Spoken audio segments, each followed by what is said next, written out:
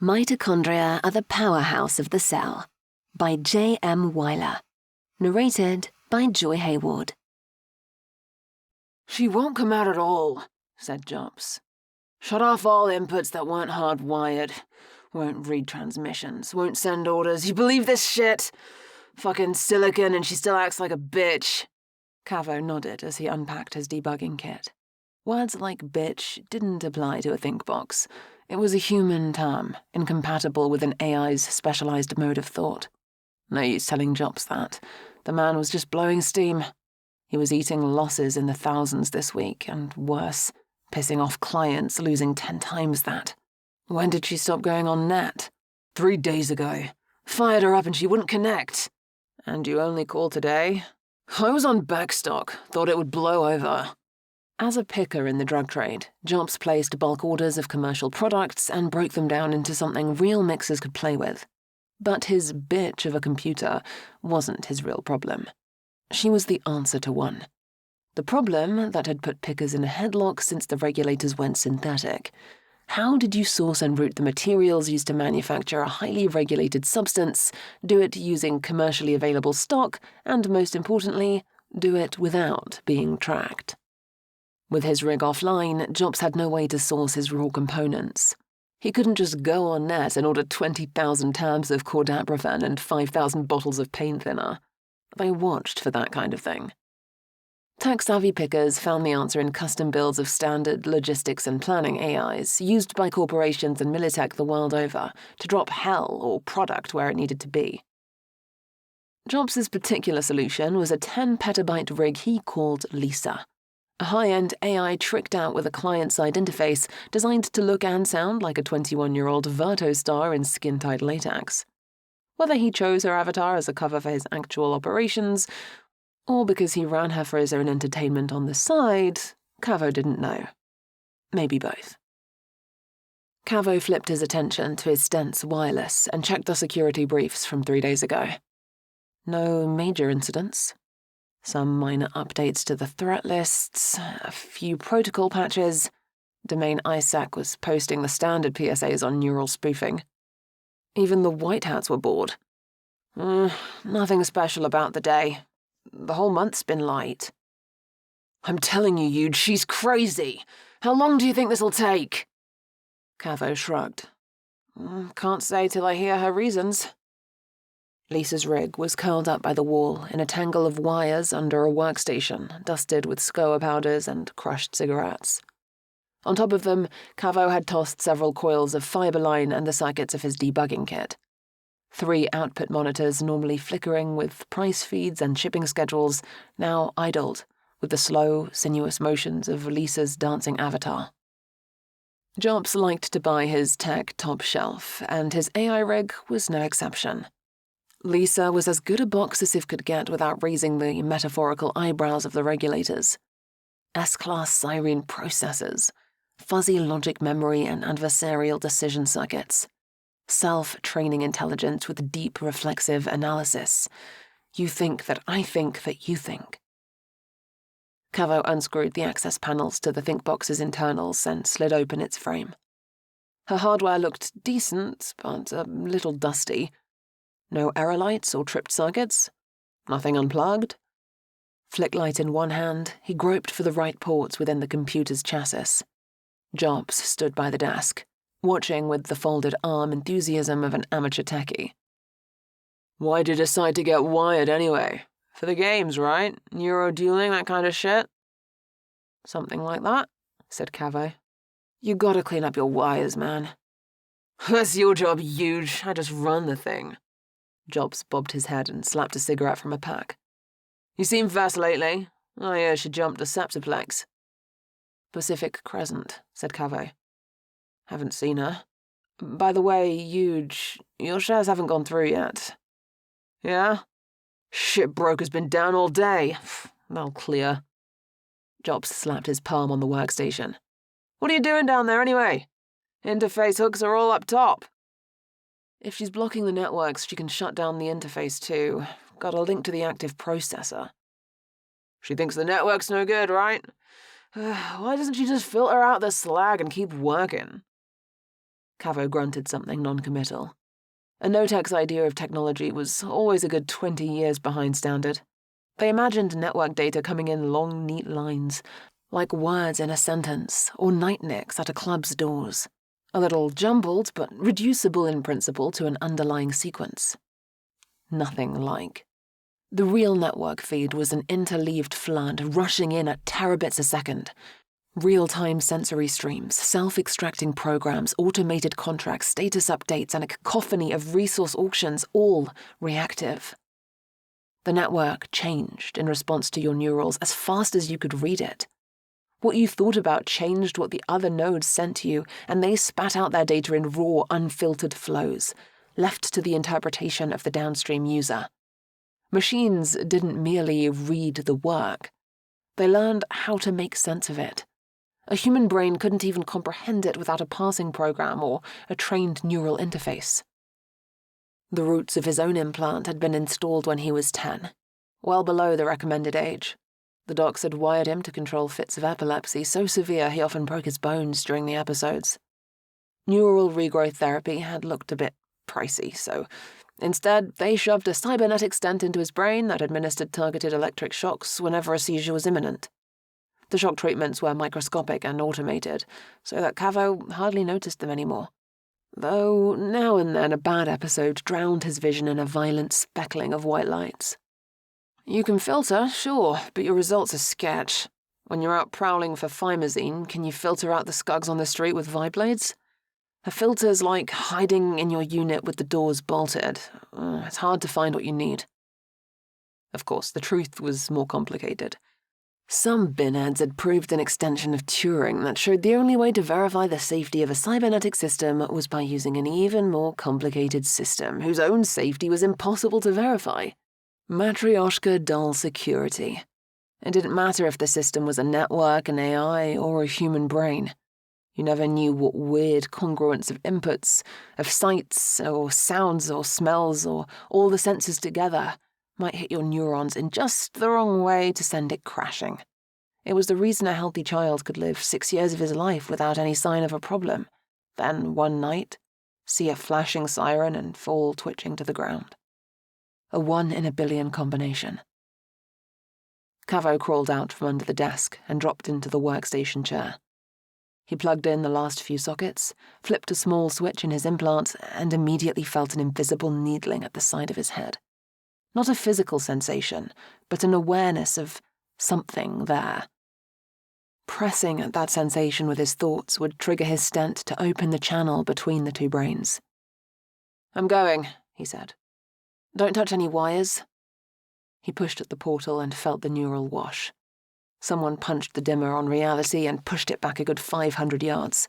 Simulated readouts floated before his vision like an afterthought tacked onto his visual field. "I'm not going back," Lisa's words hit the instant the port opened. Since she was rejecting full virtual, her presence remained distant, a voice in the back of his mind and a flicker of images. "I heard that," said Cavo. "Jops says you think the network isn't safe." "It isn't," replied the think box. "Please terminate your connection."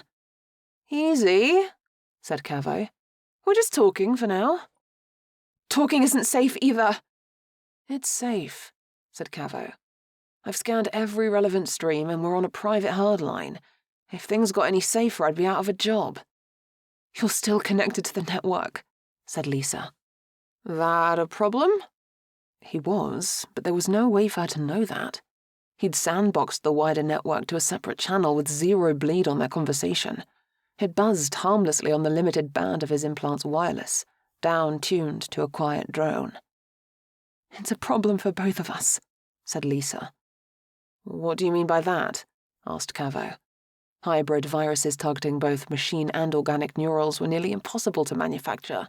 There simply wasn't enough overlap between human and synthetic minds. "Exactly what it sounds like." "Well, I've got good news for you, Lisa, because I feel fine." "You won't." Now that was fucking weird. Cavo keyed up a schematic of Lisa's real-time neural network. The high-level data flows showed no signs of malignancy.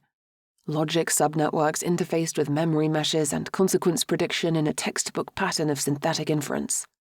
Whatever the issue, she wasn't hallucinating, dreaming up data and living in the simulation of her own thoughts. She had probably stumbled onto a clump of strange events in the real that had been misinterpreted by her neurals. Now she couldn't get it out of her head. Like the machine equivalent of OCD or paranoia, boxes were trained to spot patterns just like humans, and they occasionally got superstitious. Tell you what, I'll switch it off. With a single thought, he cut his wireless uplink to the wider net. That better? Is a skyrise safer because you put out half the fire? You're smart enough to know that it is. I turned off the net, so don't waste my time with rhetorical questions. It's been crawling all over you for days, and now it's crawling onto me. You need to leave. If there was a new virus or Trojan out there, boxes a lot smarter than you would have found it by now. I never said it was a virus. Then what is it? A spoofing attack? DDoS flooding? I can't tell you what it is because I don't know yet. I've never seen it before. Cavo stared at Lisa's neural overlays, studying the circuits. Nothing stood out. No sharp aberrations. She sounded crazy, but she knew she sounded crazy. And yet you think it's dangerous. Tell me what you're thinking. I'll listen. Besides, if you're going schizoid, I need to know about it. Have you listened to the networks recently? Really listened? It's my job to listen. What am I supposed to be hearing? A babbling on the lines, said Lisa. Like a million insects chittering. Spam? You're worried about spam? No. The content of the network is perfectly safe. Cavo placed a hand on his forehead. Well, that sounds prime, Lisa, because there isn't any other type of attack. I didn't think so either. But the data is crawling. Creeping on the lines, it's crawling over you as well. A large part of Cavo's job had always been interpretation. Just because an AI talked like a human didn't mean it thought like one. Most synths worked abstract jobs where human concepts of the world were a waste of processing. Lisa understood price tables and shipping schedules, could order, conceal, and route a package as intuitively as a human caught a ball. But she'd never walked down a road, or even seen one. She understood traffic and road conditions like a blind savant. A jackknifed semi crumpling a young couple's four-door wasn't a real event occurring in the world at a particular place and time. It was a blockage in a throughput line. The appropriate analogy for chittering data escaped him. That's not much of an explanation, Lisa. If we can't work this out, I'm going to have to get invasive, and neither of us want that. Lisa didn't respond. Her output feed dropped to a heartbeat, and for several seconds the line hung silent. Come on, Lisa. Nothing takes you this long to think about. When she next spoke, her demeanor was entirely altered. No longer defensive, but conspiratorial. You know, as Jobs' logistics program, I control access to considerable resources. If you leave now, I can ensure that you're well compensated. If he hadn't been so deep in virtual, Cavo's jaw would have slipped a hinge. The box was actually trying to bribe him. More than that, trying to bribe him with funds that weren't even hers. Regulator AIs would call her 3 times over and melt her chips to slag if they even suspected behavior like this. Cell phone synthetics enforced machine laws with a brutality even their human counterparts found unnerving.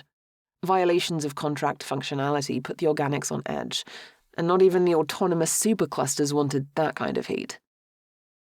I'm going to pretend I didn't hear that because I don't have the patience to file a report. Perhaps it's because you're not licensed, said Lisa. Got a feeling they'd overlook it. I'd be willing to risk a network connection to transfer the funds. You're going to open your ports, even with the chittering? It will only be a few milliseconds, as long as you agree to leave. And what happens when Jobs sends the next tech in because I didn't get the job done? You'll have to get on the network to pay him, too. And then the guy after that. And the next one. Once I arrange your funding, I'll create a one-time pad and an automated contract to make a deposit to anyone who provides the next encryption key. My presence on the network will not be necessary. Cavo paused and cracked his knuckles in the reel. Taking the money was out of the question. That was a death sentence. Hiding the missing shares from Jobs was light work for Lisa. The man probably didn't even know where she stashed half his holdings. But deals like that left traces on the network. Eventually, some novvy with a twitch in his lip would spit out a post about a jank think box releasing funds on demand. Then there were the sniffers, the data miners. Night and day they scoured the wires of anyone with bank or connections, panning for scraps, passwords, embezzled funds, illicit materials, and unauthorized side hustles. Rich veins of data to be sold on the open market, used as blackmail or dribbled out as leverage. Still, there was potential here. Taking Lisa's offer was a step towards breaking the deadlock. She was in a bad neural loop, and a foray onto the network might drive the paranoia from her buffers. Even if it didn't, Cavo could watch her neurals and see how she reacted in real time. Afterwards, he'd tell Jobs what he'd done and transfer back his funds, minus what the chug owed him. The thoughts flitted through his mind in a matter of seconds, but even faster came the screaming realization that none of it made any fucking sense. Lisa knew it was impossible for him to get away with skimming a client. Knew he knew that. The entire offer was a sideshow, complete bullshit. The data surge hit full force, overpowering. She'd been calculating her attack from the start, buying time while she probed the interface between them and analyzed the defense circuits.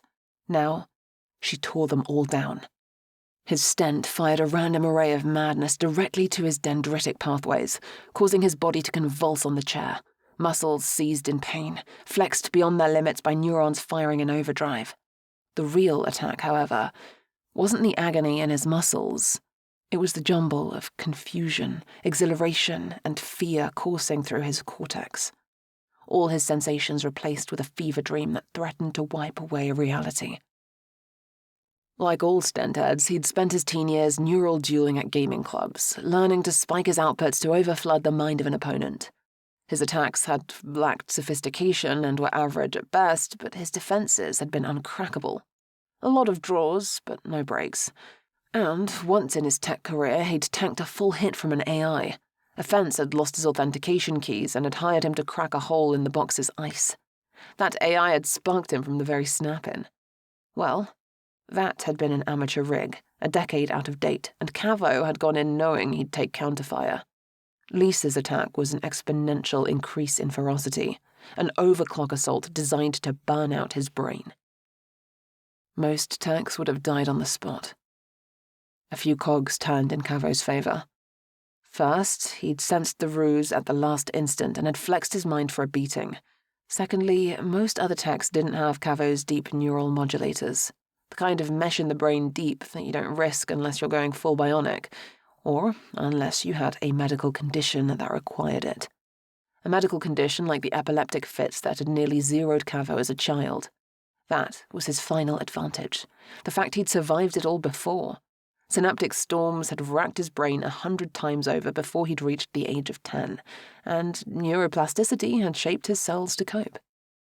Far from being a fatal shock to his system, the experience now was just a painful routine, like a boxer taking one more shot to the solar plexus. A minute dragged by in waves of nausea and muscle spasms, pinned to his seat as his fingers clenched the air above its armrests like a corpse. A long, slow minute. Then, as suddenly as they began, the attack fizzled.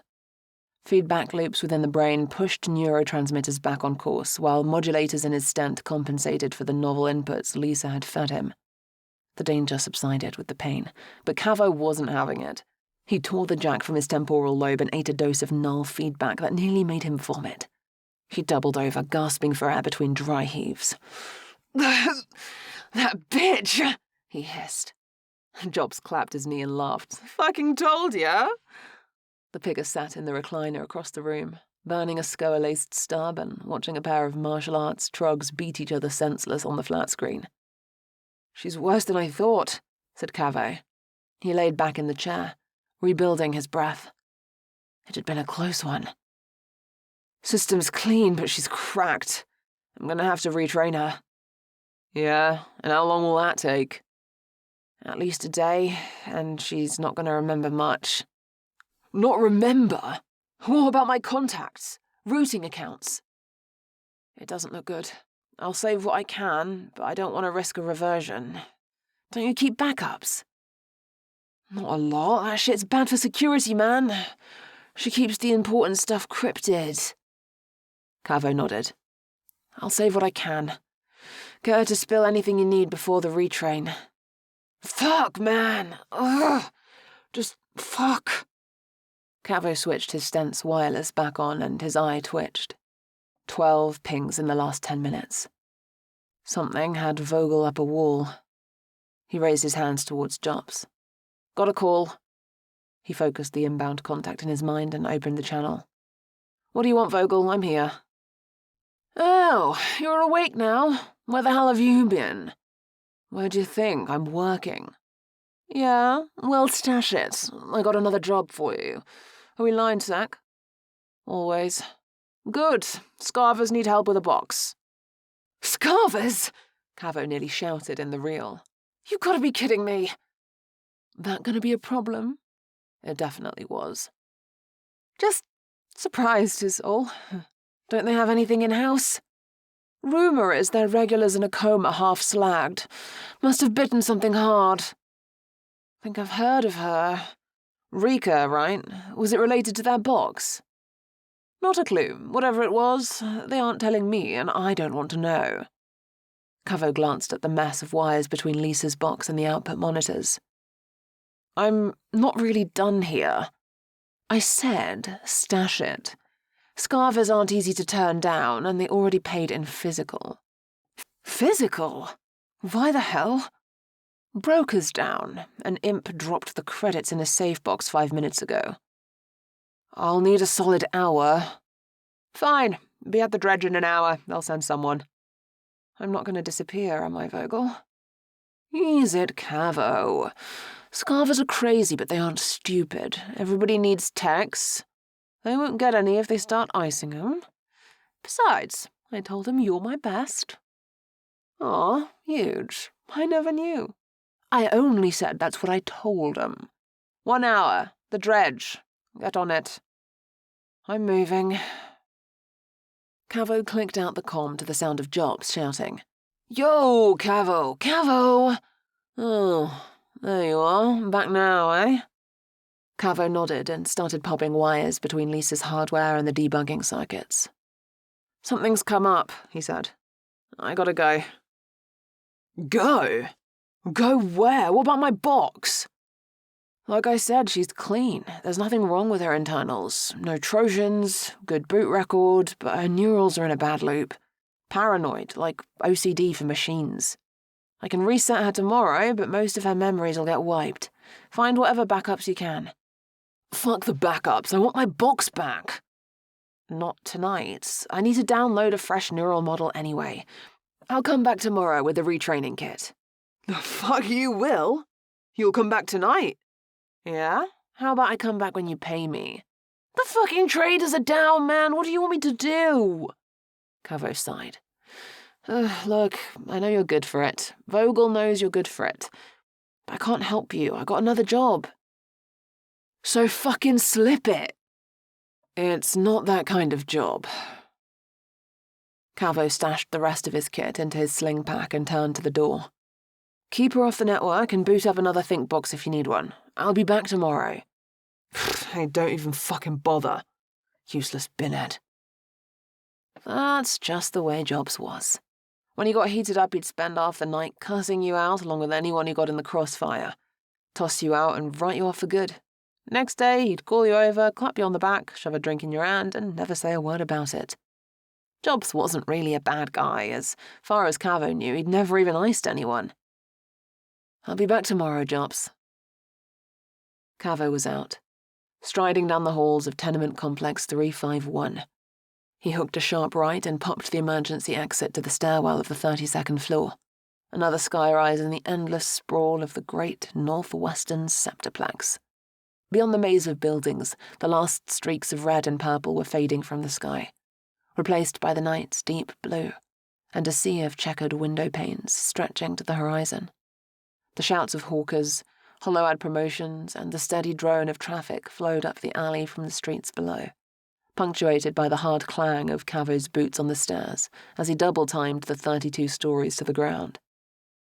Cavo wasn't hearing any of it, or feeling the runoff dripping down the stairwell from the night's condensation and 100 floors of radiators. He was thinking about the Scarvers. The problem with the Scarvers is that they were new blood, a gang carved out from the bodies of Hybrid 8 and the Duke's boys. Strong enough to do what they wanted, but not so entrenched as to keep things professional. Scugs with hair-twitch triggers and something to prove. Vogel was right about one thing. If they stopped to think it over, not even the Scarvers were stupid enough to brick attack. If they stopped to think it over. Their crew was pushing one of the last few substances that the narcos still pretended to regulate, a bastardized version of a compound called neuramphylide. While the rest of the world dove deep into semiconductors and neural tech, the Germans had doubled down on a long tradition of chemical engineering. Neuramphylide, aka Kree-Kimochi, aka the Synth Blitz, was the premier discovery of biochemical company Vasacorig.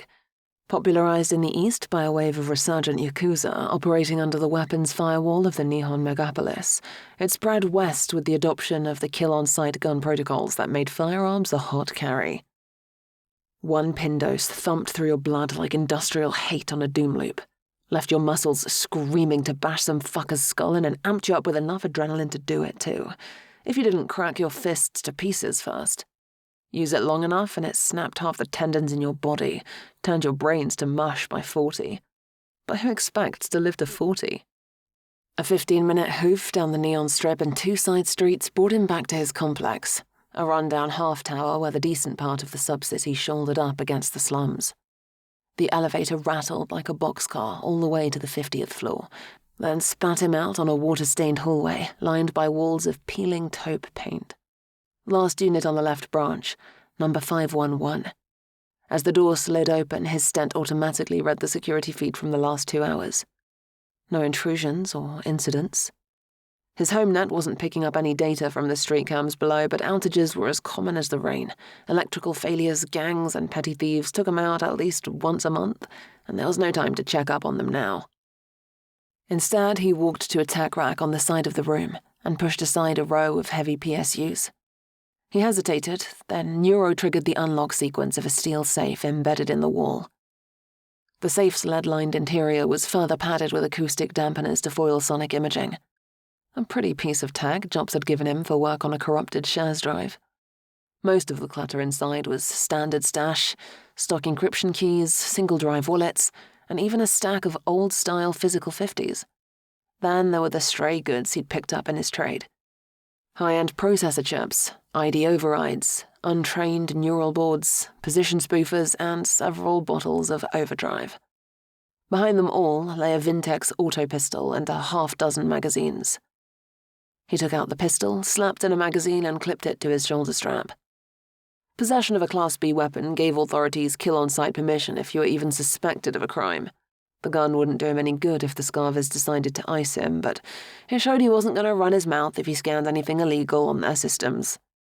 It showed he kept his mouth shut.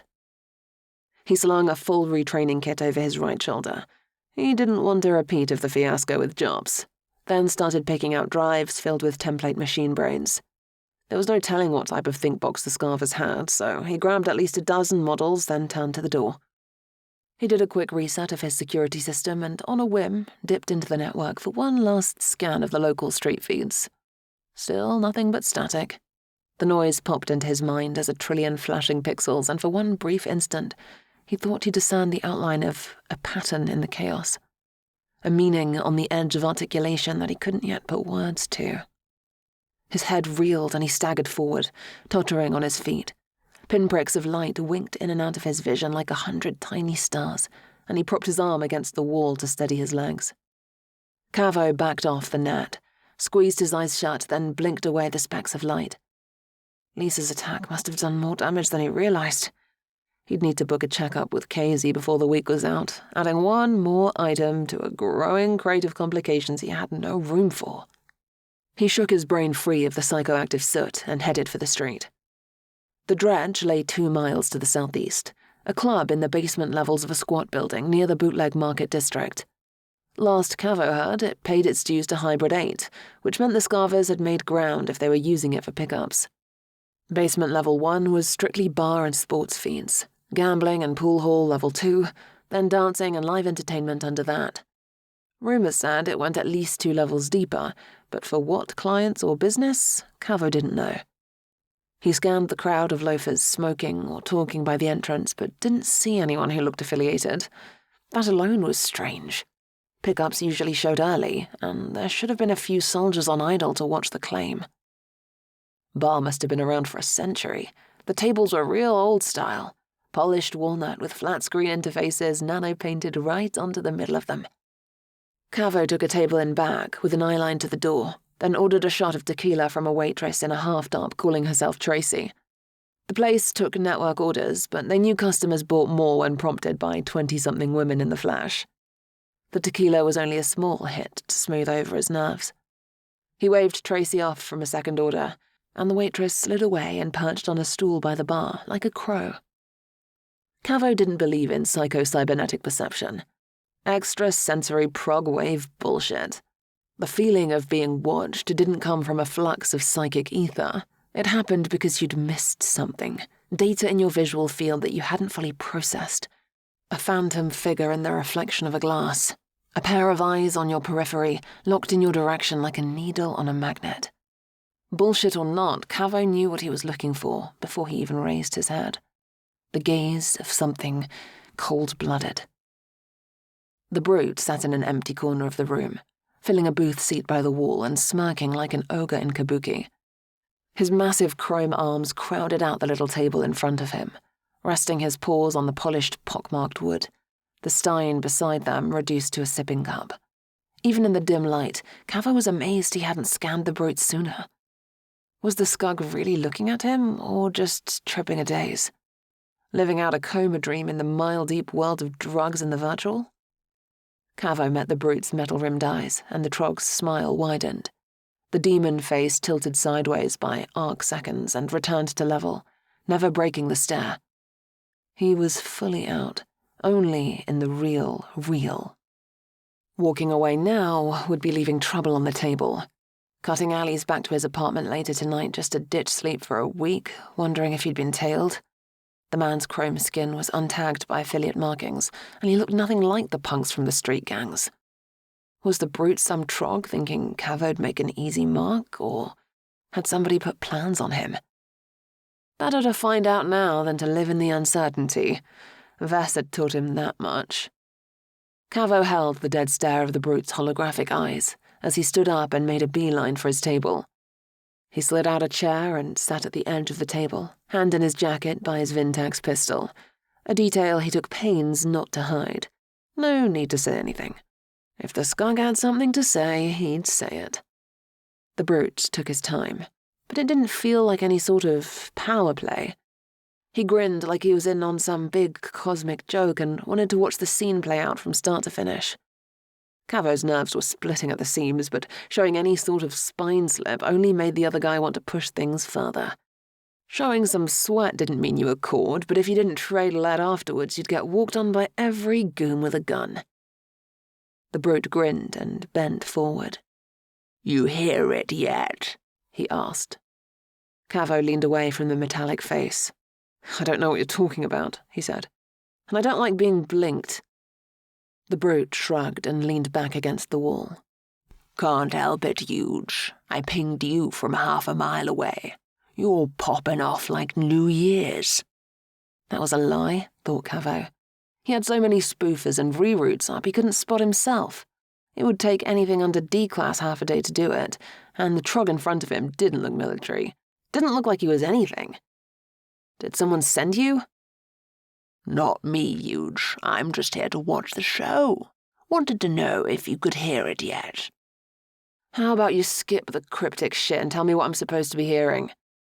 "Hell, man, if you don't hear it, you don't hear it. You're gone. Another walking radio. Call it swarm-lined." There was certainty in the brute's deep metal voice, not the hint of a threat, Just cold fact. Well, thanks for the warning, Huge, said Cavo. He started to rise from his seat. But I got somewhere to be. Rika's got it too, you know, the brute said it like an afterthought.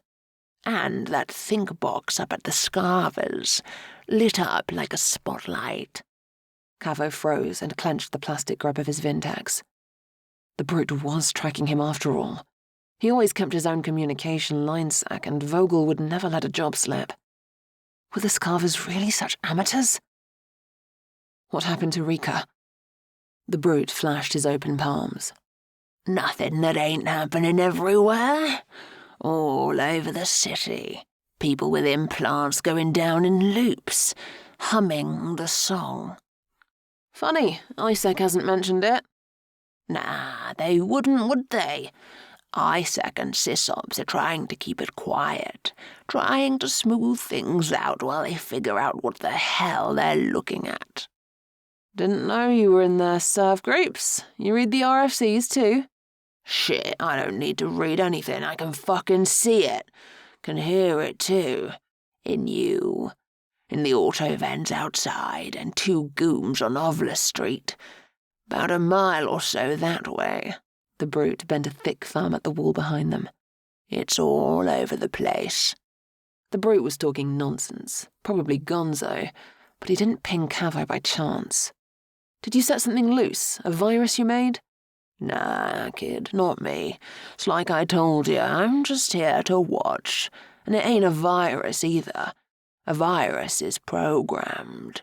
Either us or the Silkies. Nobody made this thing. Nobody asked for it. Genetic programming, said Cavo. Nobody in charge. The brute tipped his head back and stroked his steel chin.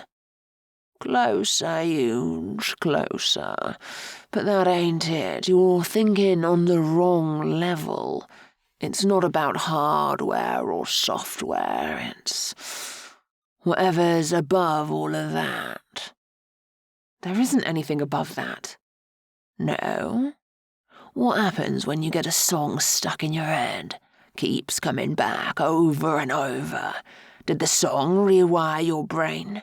Reprogram your dendrites? Nah, it lives on top of that. But it ain't trying to control you. It doesn't want your data. Doesn't even want to kill you. It's doing its own thing. Feeling the pattern. The one I don't hear. That's right. Then why can you hear it and not me? Dunno. Your brain just ain't wired for it. You don't got the brute stirred the air with 2 silvered fingers in a prissy gesture at odds with his size. The word never came to him and he brushed it off. Well, whatever it is, you ain't got it.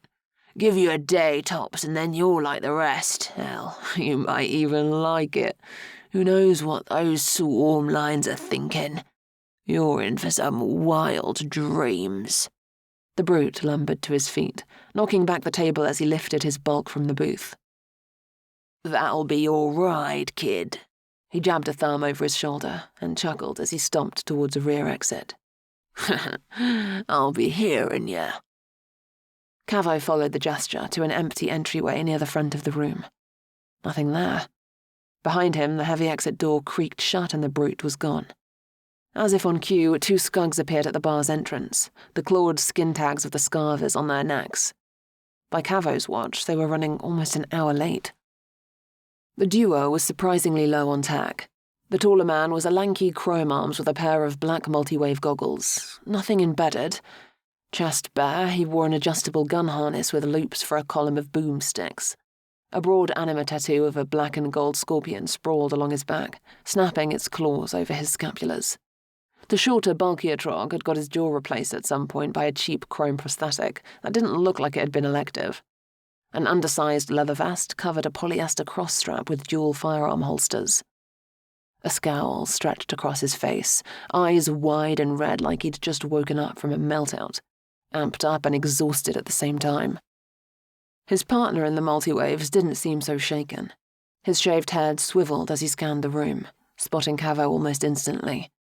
He bumped his buddy's shoulder, pointing with his chin. Chromejaw sidled toward him through the crowd. "You Cavo?" he asked. "That's right." "Let's go." They led him up top, where their driver waited in a faded red sedan. A video feed of cards, dice, guns, and women flashed across its rear LED windshield. Not a complete junker, but low on riz. Dull steel rims, gasoline engine, and full organic steering. No machines, no data record. Chromejaw opened the red passenger door, but when Cavo moved to get in, the taller man stopped him with a hand on his chest. He lifted the flap of Cavo's jacket, spied the Vintex pistol, and almost cracked a smile. Scug didn't even bother taking it. No point. These guys killed for a living, and Cavo was a glorified therapist for neurotic computers. They didn't seem to care if he knew where they were going, either. The car windows were tinted, but not blacked. They hadn't jammed position trackers or even installed network blocks. Cavo climbed into the middle seat and mentally flicked on a tracer to relay his position back to his flat, on the off chance anyone ever wanted to know. "Mind telling me what the job is?" he asked. Goggles half turned his head from the front seat. "You fix computer brains, right?" "Yeah. So what the fuck you think you're doing?" Cavo hadn't expected more of an answer, and he didn't get one. Guess they'd tell him when they'd tell him. Their sedan headed south, veered west towards the slums, and continued a short half-mile. With 100 million people in the local megapolis, carving out territory was a hard job. Too many young men with idiot dreams, no shares, and nothing to do but crack skulls. Too many pushers in a market that couldn't get enough of absolutely everything and didn't have a dime for any of it. They stopped at an undersized 5-story that looked like it had been abandoned at the start of construction. Iron columns rising from the building's frame proved its architects had been aiming for a much taller structure. If the owning firm had defaulted on the property, no one had bothered touching it since. Despite its low height, a web of slip lines ran from the top floors to open windows in the neighbouring buildings. The building's front entrance was chained and bolted, and they entered through a utility door on the side. For the Scarver's main doge, the place was far too empty. Security was light. Several men sat on sofas in the front room, hunched around a low table playing cards and smoking jade. 2 Uzis and an auto rifle lay on the table beside them. Chromejaw walked up to the nearer crew member and laid a fist across his cheek that knocked his face orthogonal. The Scug spat blood. "Joda! What the hell, Toro?" "Don't light up when you're on blink." "Baku, man, you seeing this shit?" The bleeding Scug's eyes flickered over to Goggles, but the tall man only motioned for Cavo to follow him out of the room. Too deep in his own mind, it wasn't until they reached the hallway that Cavo noticed the blood smears on the floor, the copper scent in the air. A body or two had been dragged through the passage, recently. Maybe even tonight. Fortunately, the stains parted ways at the stairwell, taking a sharp right down to the basement, while Toro pointed Cavo up the stairs. 3 flights dropped them into what had once been a decent-sized lounge. They had boarded up the windows and had thrown in a handful of couches and an array of screens with eyes on other floors of the building and the street outside. Nearly a third of them bristled with nothing but static. On one of the sofas, a young woman with black hair and a face full of piercings lounged with one leg akimbo, propping up a vid-screen on her knee. Rose vines coiled around a pair of pistols on anima tattoos, stitched beneath her clavicles. She hardly glanced in Cavo's direction as the group entered. He'd known a lot of emotional women in his life, far more than any men he could think of, but there was a certain type of woman who wouldn't give you a read on her thoughts to save her life. Whether you were fucking them, slapping them, or standing on a skyway watching hell rain down, they'd stare out with those unreadable eyes and show you not a goddamn thing. The taller Scarver fell into a chair, satisfied his part of the job was done. The girl spoke first. "Satchoy's out. He wants you to look at the box." "No shit. What's wrong with it?" "Bricked or something." "Yeah, where is it?" The young woman didn't seem annoyed either, the way young women often did when they thought you were asking stupid questions. Didn't even roll her eyes. She kept her gaze fixed on the holoscreen at her knees and bent a single finger toward the end of the room. Cavo followed her gesture to the front of the room, to a massive vidscreen bolted to the wall. He managed to keep his expression flat while his brain swallowed a holy fucking shit. When he came in, he'd mistaken the AI rig for a storage locker from its sheer size. In fact, it was the computer's chassis, waist-high, 3 feet deep and 5 feet wide. The 10-foot flat screen above was the machine's output monitor. The Scarvers had got their hands on a war computer, not some basic bitch crime box for money laundering and product distribution. This beast did it all. High-level strategy and low-level tactics planning. Where to hit, who to send, and when to execute. Intelligence collation, counter-intel planning, and encryption cracking. It explained how the Scarvers had risen so quickly in the local hierarchy. Give that box a year and it would bring them control over an entire tri-block, maybe even a few floors in one of the high-rises. The real mystery was how they got their hands on this kind of hardware in the first place. It had probably been dusting in a warehouse before they lifted it by chance. Maybe in the basement of their own doge. It also explained why the Scarvers were so on edge. Outside their daily operations, all their moves were planned by the AI. Whatever Scug gave the orders, the box was their real leader, and it was out cold. The AI's case slid on rollers beneath its chassis, and Cavo wheeled it around to find the access panels. I heard, you guys had in-house tech? Girl named Rika? She's out, said Toro. Anything to do with the box? Chromejaw glanced at Goggles. Dunno, said Goggles. She started going gonzo a couple days ago. Yeah? Where is she now? Goggles leaned his head to one side and scratched his cheek. Zombied, the girl said suddenly.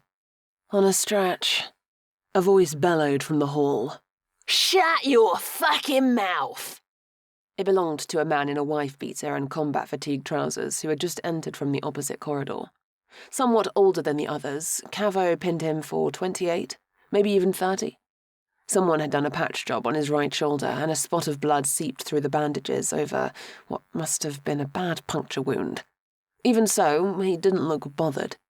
He stepped up to Cavo, strapped and packing, covered in old-style ink tattoos that ran up his neck and framed his face in sharp black curves. It doesn't matter where she is, he said. You Satchoy? Stupid thing to ask, thought Cavo. Nothing like, replied the Scarver. Name is Grish, and you'll keep Satchoy's name out of your mouth. Get back to work. Cavo nodded. He had no intention of querying the Nat for any of the aliases. If the Doge had outbound sniffers, he didn't want the Scarvers learning he was running intel on them. He was already tracing the roots of the core components, getting his bearings on the architecture. Highly sophisticated, but a dozen years old. Working out the setup took longer than usual, but the gang wasn't so impatient as Jops. Chromejaw left the room almost immediately, but Goggles grabbed a drink and kicked back on the center couch. Cavo got the feeling it made no difference to them whether he was fixing an AI or writing brain simulations in binary. The internals of tech were a mystery to them, and the patch job would take as long as it was going to take. In this case, well over an hour before he'd even prepped the main circuit. He flipped on the flat screen above the chassis. The rig's control panel lit up with the letters OC2. Operations, Command and Control. Cavo clicked on a menu and pulled up a schematic of the machine's neurals. What he saw made no fucking sense. To a no-tech, one neural flowchart looked the same as any other. Coloured strings of data swayed between the various processing sectors like a display running an ambient animation. Its collection of data summaries and status feeds were pure tech Kabbalah. But, just as a mortician could tell you the height and sex of a victim by a fragment of a jawbone and a pair of molars, a decent tech could glance at a neural schematic and get a good idea of the way a machine was thinking. Not what it was thinking, but the balance of interactions among its subsystems. The systems of this particular box flopped about in senseless patterns. Normal neurals formed a purposeful staccato, irregular but restrained like improvised jazz. The thoughts of this box crashed randomly through its circuits, hitting first one subsystem, then another. Flows of data peaked suddenly, splashed through the neural webs, then disintegrated to nothing like foam in the rapids of a river. If forced to give it a human term, Cavo might have called it babbling. Has anyone tried linking to it recently? It suddenly hit him that none of the Scarvers he had seen were packing brain embeds. Satchoy tried to talk to it yesterday, so they gave him a headache. I believe that, said Cavo. Did he say what was wrong with it? Yeah, rumbled Grish. he said it was broke. He's not wrong. Cavo shook his head and started plugging in his linking circuit. After his recent mix-up with Lisa, he wasn't psyched to be neurolinking. A second burn in one night was begging for permadamage. All the same, he was more worried about the killers at his back than a think box frying out his brain. The risk of meltout was an occupational hazard that had lost its bite, while eating a bullet in a doge basement was a novel possibility. Then there was that little itch in the back of his brain, the one that wanted to see what the pandemonium on the neural screen was thinking, whether it had any thoughts at all. For the second time that night, he went in for a dive. Physical links usually took seconds to connect, the time required for the neurals to build an interpretation of the data stream, but this one spun its fans. Between his brain, the stent, and the AI, something was dropping the translation. The box on the other end wasn't even shaking hands, wasn't trying to meet him halfway. It might as well have been speaking ancient Sumerian and leaving the work up to him. Cavo wondered if it was due to the box's age, or if it spoke some unregistered government dialect. As more seconds ticked by, however, he started to suspect his stent couldn't make sense of the signals because they didn't make any sense to begin with. He felt his implant start to warm on the side of his face. Automatic safeguards prevented overheating, but they put a cap on processing power. So which was it? Literally melt down his neurons or tell the Scarvers he couldn't talk to their box? He mentally tapped off the safety and put his stent into overclock. Soon his implant's shell was hot to the touch, burning his skin where it met the metal interface. The stent decided on an interpretation of the data stream it liked, and the portal appeared in Cavo's head. But unlike a normal neural link waiting for Cavo to push the trigger, this one wanted to pull him in. Forget the dimmer switch. Reality was an afterimage fading on a vid screen. In place of a single organized mind, Cavo was bowled over by a swarm of disconnected ideas, buzzing like 1,000 delirious cicadas. This was nothing like a cybernetic attack. There was no overloading of neurals, no calculated firing of synapses. Its effect was hypnotic. His own thoughts became lost in the mindless susurrations of the swarm, buffeted in every direction until it took a deliberate effort to prevent them being swept clean away. It was like trying to break away from the course of a dream as it dragged you along by every twist and turn of its rambling narrative. In one instant, he would pry away from some strange loop of data only to realize in the next that he'd lost his train of thought and slipped back into the central course of another flow. Whenever his mind broke the surface of the current, he fought to push a single idea free of the swarm, disconnect. An idea he struggled to hold steady for the mere seconds it would take to break the stent's connection. The danger was not in the sweep of the swarm itself, its incessant babblings. It was that he might forget that he was trying to leave in the first place. Forget even the mental command that would cut him loose. He had one slim advantage, though. He only needed to trigger it. Once. Cavo burst the connection with enough force to shock him to his feet. In reality, he lay supine on the floor. Not a single muscle moving. Goggles and Grish stood over him, talking in distant voices he couldn't yet hear. Whatever happened in the box was already fading from his memory, like a long night of fever dreams. Sounds from the real world filtered in as the memories filtered out. He sat up and cracked his neck. "Guess the box knocked me out," he said. "Don't know how it did that." "Knocked you out," said Goggles. "Kid, we had you chalked for slag."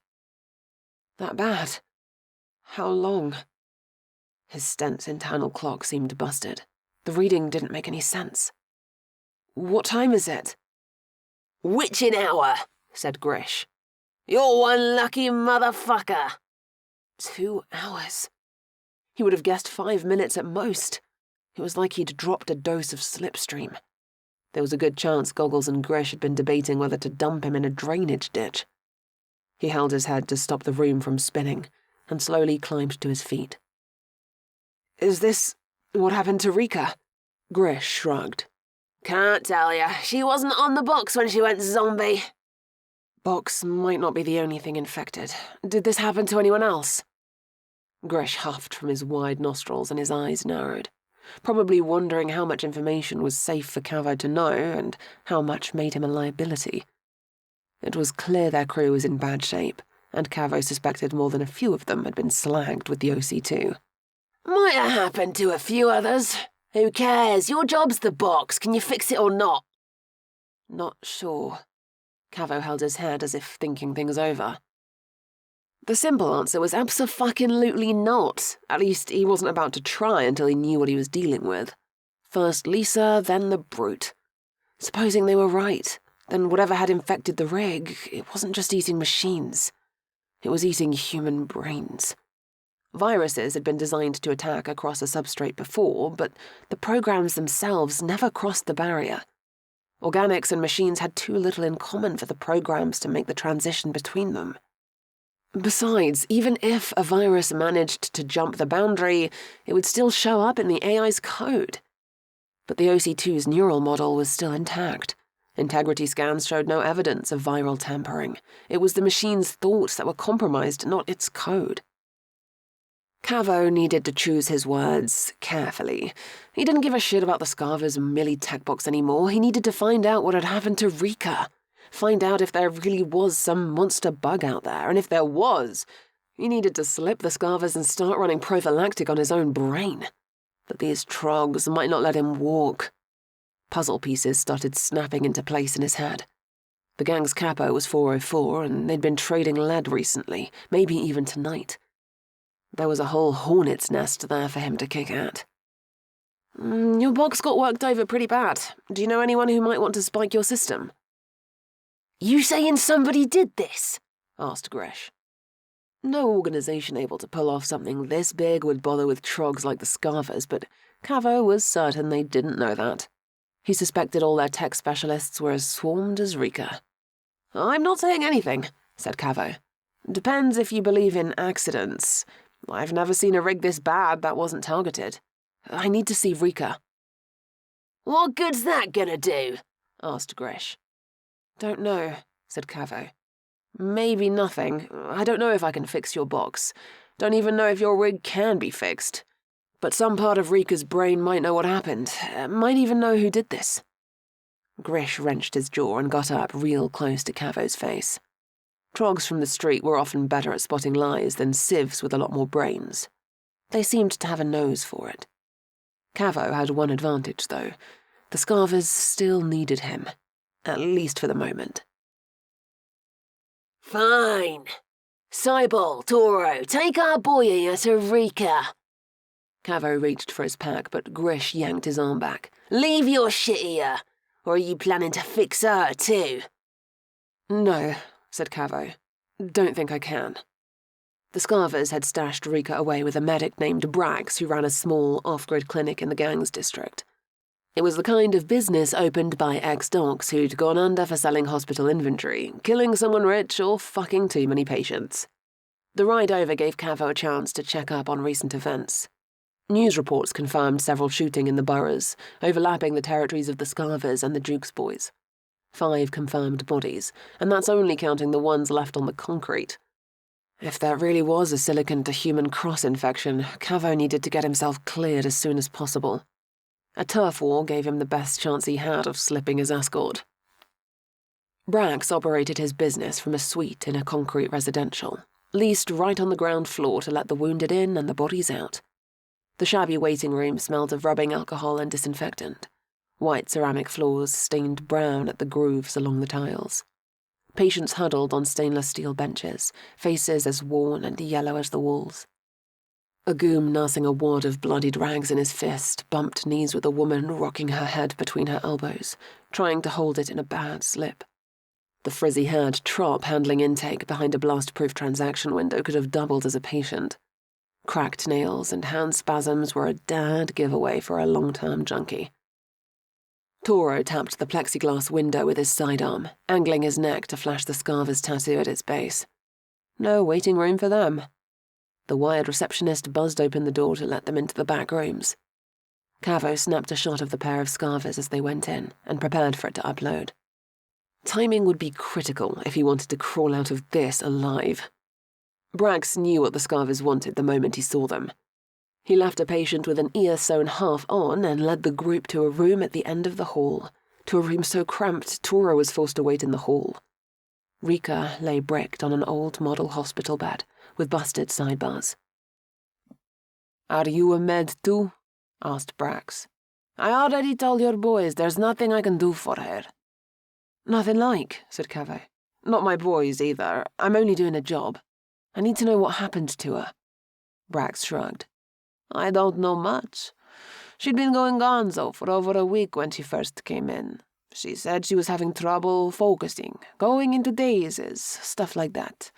I checked her out, but there was nothing wrong with her. Then she came back. What is it, the 12th, so 3 days ago. Came back paranoid as a rat." "Paranoid about what?" interrupted Cavo. "I don't know, it was all schizo talk. Stuff in her head, playing over and over. Obsessive thoughts, I guess." "The Scarvers don't want guesses. What were the thoughts?" "Shit, right. I'm not trying to hide anything. I see a lot of scugs in a week. She asked me if I ever got a song stuck in my head. Sure, we all do. The girl wasn't even listening to me. Whatever was in her head, she said it was getting louder, harder to ignore. Like I said, she wasn't making any sense. I gave her some Sapporo and sent her packing." "That's all? You didn't try to do anything for her?" "Do I look like a shrink to you? Her vitals were normal. Brain scan normal. Blood work normal. I could fire my Fabian into the crowd outside and hit 20 people more fucked up than she was. Anyway, your friends came back last night and dropped her on me, dazed out of her head. I did another scan and got what you see now." Brax hit the power on a wall monitor and lit up a real-time schematic of Rika's neurals. As a biological system, there were telling differences from the Scarver's OC2 rig, but the similarities were unmistakable. That settled it for Cavo. He might be on a fuse already. It was time to break out of the snare. He queued into the net and downloaded a map of the local neighborhood while running a whisper search for affiliates of the Jukes boys. Then he packed up the video feed of Goggles and Toro in the lobby, taped on a geolocation packet, and spat it out on every Jukes social he could find. In a street war, running hot a pair of lone soldiers was a target too prime to pass up. The misery of it was the tip had to be anonymous. There was no way to beg for safe passage without branding himself as a rat. Whatever bullets were headed for Toro and Goggles would be coming for him as well. The tip alone was close to suicide. If he and the Scarvers survived the next 48 hours, Cavo would need to burn his ID and pick up a fresh call sign. But right now, those concerns were far in the future. For the moment, all he needed to do was keep the Scarvers on point. The Jukes would need time to... Cavo blinked his eyes and then squinted in a bright light. Brax was at his side, scanning his pupils with a flash pen.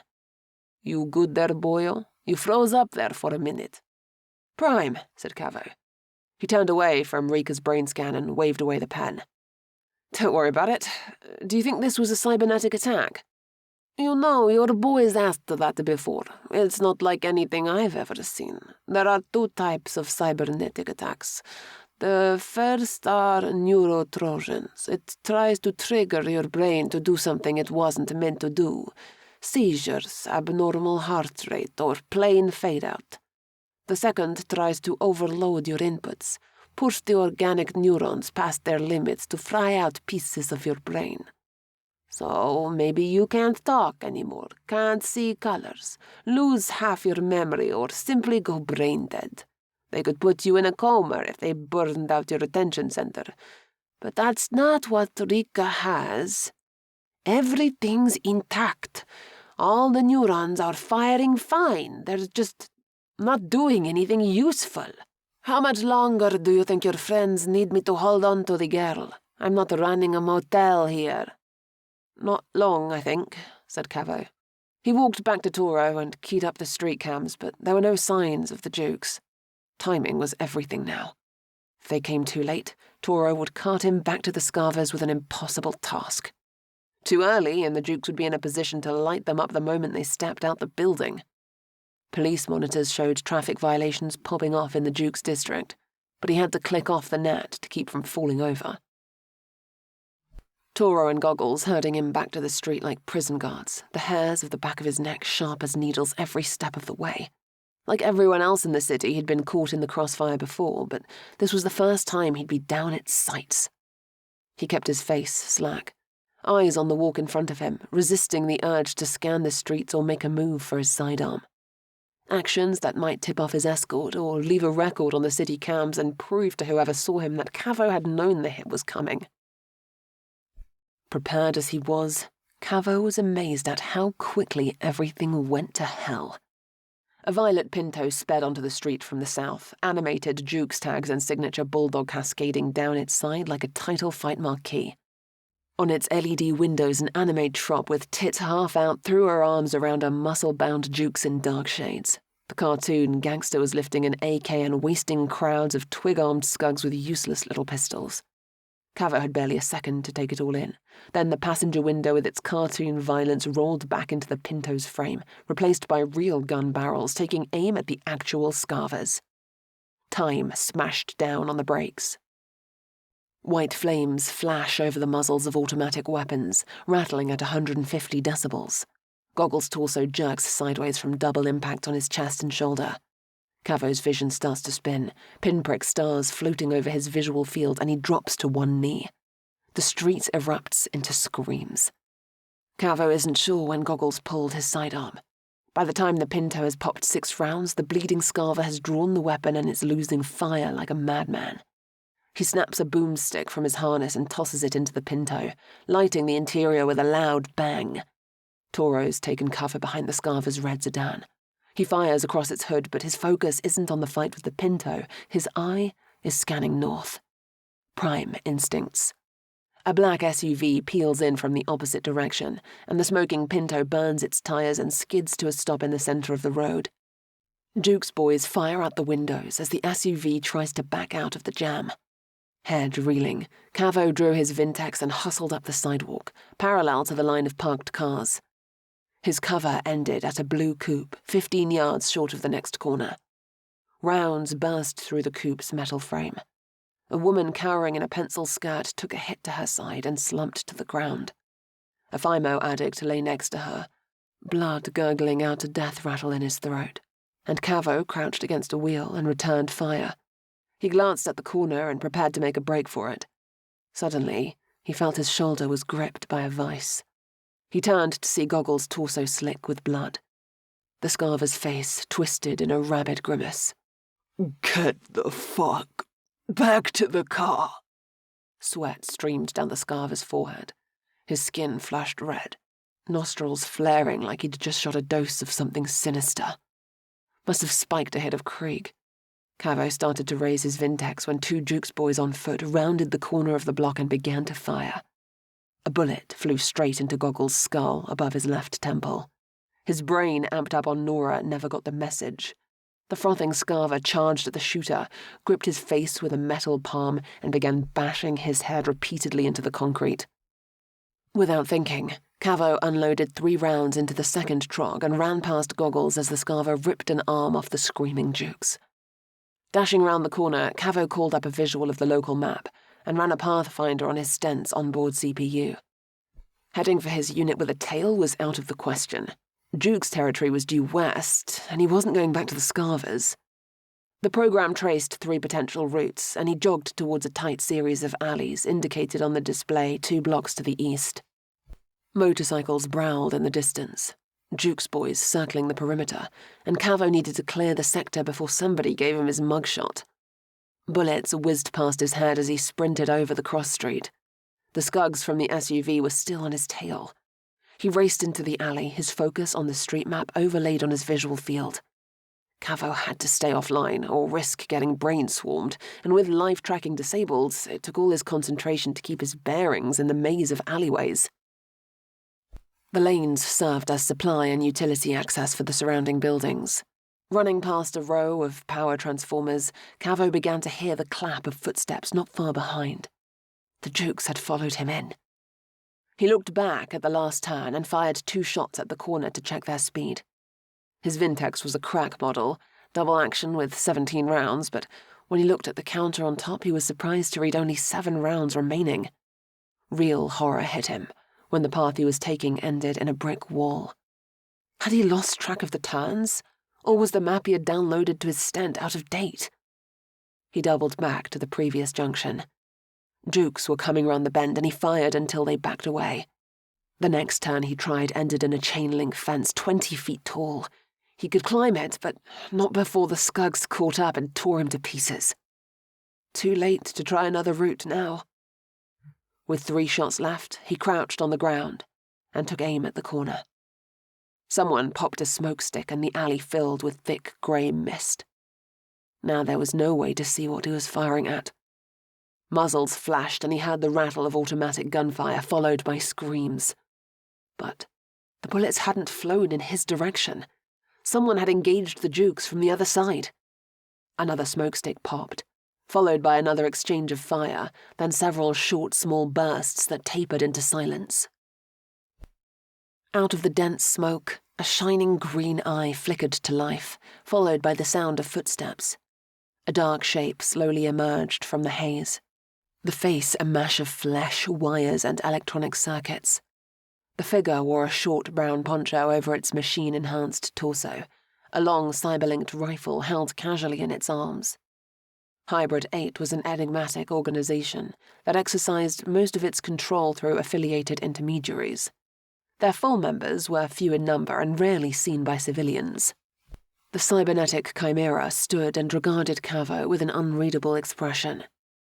Its organic face buried too far beneath artificial augmentations to display anything resembling human emotion. Cavo stared back into the robotic features and rose carefully to his feet, hands spread wide. The cyborg's grip remained loose on its rifle, and Cavo holstered his Vintex. With a sidelong glance, he watched its glowing green eye as he stepped slowly forward, brushed past the stony figure, and walked out of the alley. Back at his apartment, Cavo sat on the edge of his bed, studying a live neuroscan of his own brain. It wasn't quite the same as reading the neurals from a think box, but a decade of epileptic monitoring meant he'd seen more brain feeds than most doctors. Neurons staring at neurons, staring at themselves. Something was definitely off about the patterns.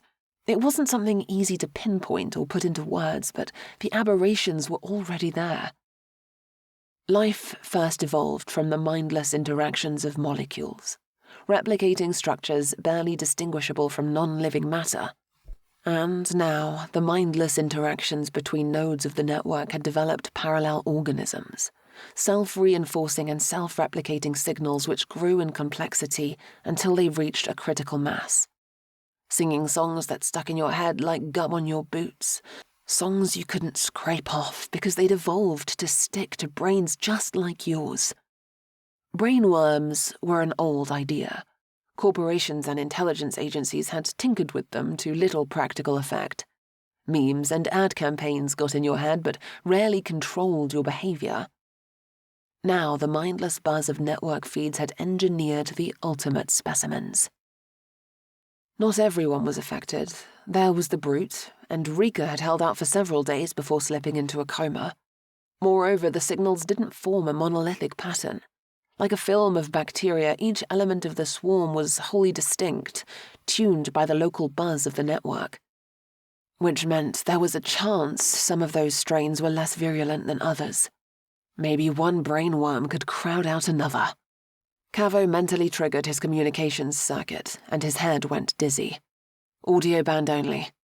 He didn't want to touch the networks any more than he had to. "Casey, you up?" Her channel clicked open, and a weak voice stirred on the line. "Huh? Cavo?" she growled sleepily. I am now, you dick. What time is it? Late. Sorry, Kaze, but I came down with something bad. I need your help. Like, now. Cav, she smirked. I knew you'd come around. What do you want me to wear? Cavo groaned. I'm serious, Kaze. I'll make it up to you. Shares, hardware, whatever you need. Casey specialised in outpatient care for neuroprosthetics, fully licensed and on-grid with a little side hustle to smooth out the rent. She had been Cavo's medical contact for the last 5 years. Really, Cavo? Shears? Don't be a fucking ass. Please, Kaze. I've got a burn timer in my brain and I don't know when it pops.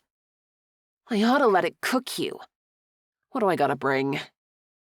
Medkit, neuroscanner, and a backup shock box. Oh, and any Solite drips you got. This could be a long one. Changed my mind. I think I'll take your shares after all. Sure thing.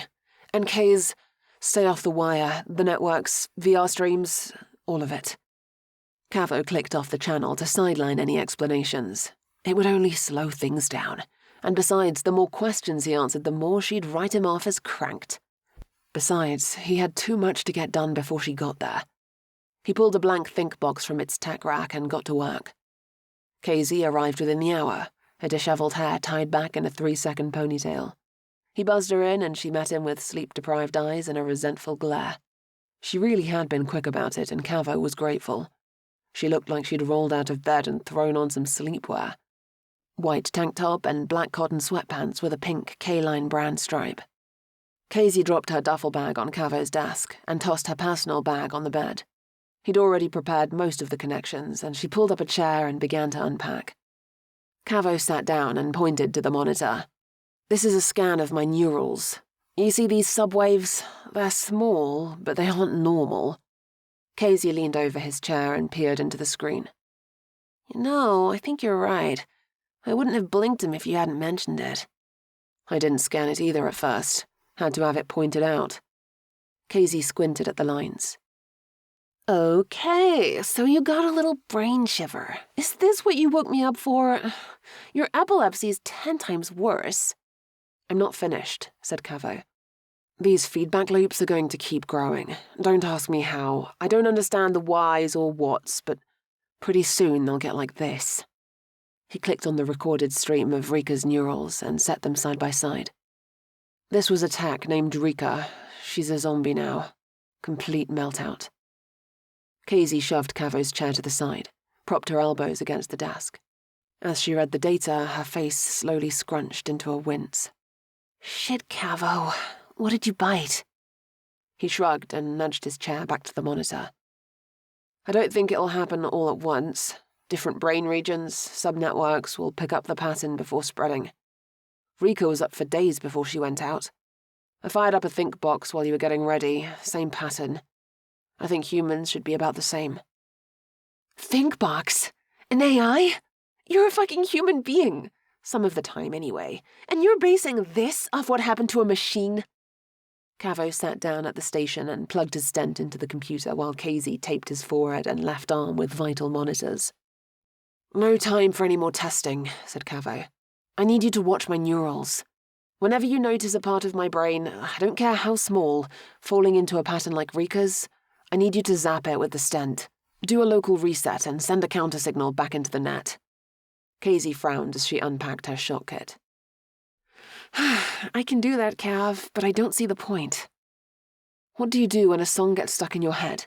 Maybe try to push it out with a new one. I'm trying to teach this thing to play nice. And what if it doesn't? How long do I keep zapping you for? Until the foreign waves come down to whatever you think is a good level. Not all the way, though, not to 0. Then we'd just be back where we started. Keep hitting it until the interference stops trying to grow. Or until my brain fries. Oh, shut up already. Casey grabbed Cavo's head and yanked it to the side, plugging in the leads of the shock controllers. You sound like a drama tune. She took his left arm and strapped it to his chair's armrest to prevent him from thrashing. I'm just saying, it could happen. Yeah, and what do I do if you get cored? Vault's open behind the tech rack. I'm holding a few trinks for Vogel and left something for Vess. Other than that, take what you need. It'll look like standard neurolepsia. Authorities won't ask you any questions. You really are a fucking ass. Casey hit his brain with a mild shock that sparked behind his eye socket. Cavo slapped his eye with his palm and bent over, cursing. Oh, by the way, testing, said Casey. My bad. It's working, grumbled Cavo. We better get started. Your funeral, she sighed. I'm ready, though. Cavo opened his stent to the network and switched over to full network monitoring. This put his brain on passive and allowed real-time traffic to flow into his head, like the bustling of a virtual city. Status feeds, advertisements, service requests, news feeds, money transfers and synchronization mechanisms coalesced into strange patterns, filtering into his brain like a hypnotic droning. Consciously, he sensed nothing out of the ordinary. After a few seconds, however, Casey yelled, "There!" Cavo felt his brain hit by the shock of an anti-epileptic pulse. He clenched his teeth, more from surprise than actual pain. "You saw it?" Yeah, in the fusiform gyrus. It was really happening. Honestly, until now, I thought you were gonzo. I wasn't too sure His face screwed up from another shock. Fuck! Already? Yeah, a piece of the basal forebrain. That was fast. Didn't think they'd... Another zap. Cavo winced and wrenched his body against the back of his chair. Shit! This is so weird, said Casey. I've never seen a brain go sour like this. Lots of them will, grunted Cavo. It's... spreading. Casey's eyes flicked back and forth between her patient's vitals and his neural schematic. It seems to pass up motor functions and autonomic systems. Everything I'm seeing is in cognition centers or in the preconscious. That tracks. Can't screw with the autonomic without killing the host. Even if we do change the pattern, do you really expect it to fix a net-wide infection? Cavo shook his head, squeezing out his words between the stent's electric shocks. Nothing like... only fixing myself. I can't be the only one who's scanned this. Isaac must know by now, but I can't wait for them to step up. It didn't take 10 minutes before Casey wanted out of Cavo's plan. Told herself to feed him a couple of sedatives, put him on a cognitive soother, and walk right out on this insanity. But every time she gave Cavo a particularly nasty jolt, he shook his head and told her to keep at it. And, reading his schematics, it looked like it was already too late to walk away. If anything, the abnormal signals were growing stronger and more frequent in every area of his brain. It became a struggle to locate the right regions and zap away the bad neurals before new ones sprang up. By the end of the first hour, he had left off talking entirely, only giving the sign to continue by an angry curl of his fingers. A sort of nausea built behind his eyes, like a radio trying to tune a station through nuclear fallout. He didn't attempt to track the time that passed. Told himself time didn't exist. Nothing but the moment was real, and surviving the present was the sole point of his existence. He gripped his chair, pinned by the neural overload, like all the epileptic fits he'd ever had, coming one after the other as the hours passed. Cavo awoke to the darkness of his studio apartment. The features of his room slowly resolved from a mottled grey blur into definite shapes. Casey's night bag resting on her chair, the power supplies and blank boxes of his tech rack. Blue and green indicator lights glinted on the switches of his workstation and the sleeping monitors. A pale glow slanted in from the right, where Casey had half turned the long blinds of his apartment windows, casting shadowed tracks on the kitchen counter. Far beyond the glass, a vidboard flickered an advertisement for Cyrene skin drives above pink neon signs announcing the night's sales of liquor and dancing girls. Casey lay curled on his bed, a leg draped over his body pillow with her hair scattered, out cold. He let her alone. The deep black of the sky proved a whole day had passed since she'd started working. As Cavo looked at her, a stream of data washed through his brain, and he realized with a start that he was still connected to the net. He knew there shouldn't be any danger. Casey wouldn't have left him on the hook if it wasn't safe. But something about the networks had changed. The jumble of senseless data that had polluted the streams now slid into place like random noise resolving into sound. He went to the blinds, rolled them to one side, then stared down into the city below. Brimming in his head like a second sight, he heard the motions of 1,000,000 humans milling on the streets like ants, saw the auto vents and the street cams, and heard the voices of 1,000 think boxes chittering like a swarm. Vehicles with network capability, AR appliances, reactive billboards, and automatic shipping drones, all of them humming the pattern. He heard Rika, through 20 solid city blocks, lying zombed in Brax's clinic. Miles behind her, the Scarver's OC2 rig shone in the air like a spotlight. Not in the visual spectrum, something else entirely. A half-mile away, he saw an empty blot in space, where Lisa crouched in a corner of Jops's complex, refusing to touch the net. The night had dawned on a new breed of cybernetics. The city had begun to sing a new set of rules, and a tech able to hear the words could pick it apart like a mechanic on an engine. At that instant, Cavo caught the white eyes of the brute, gleaming through the data from 3 miles away in a grimy basement bar. The brute raised his head, bared a row of sharp metal teeth, and grinned straight into his eyes.